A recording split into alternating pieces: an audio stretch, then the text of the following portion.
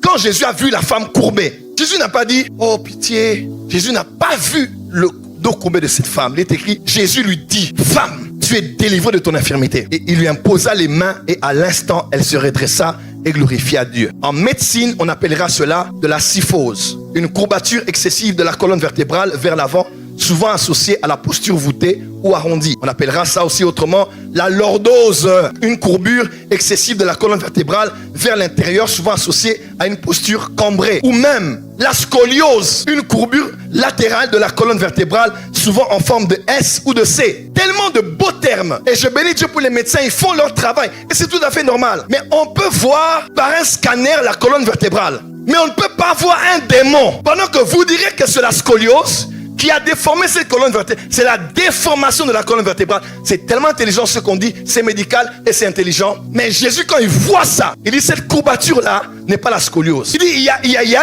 un esprit impur qui est derrière ça. Lorsqu'il chasse l'esprit, le dos se redresse. Il y a des problèmes que nous voyons. On peut y mettre des mots scientifiques et pourtant, ça n'a rien à voir avec la médecine. On peut faire de la kiné, on peut faire des traitements. Il n'y aura rien tant que quelqu'un ne vient pas dans le nom du Fils de Dieu qu'on appelle Jésus et ne dit femme sois guérie maintenant. Scoliose sort, l'esprit impur sort.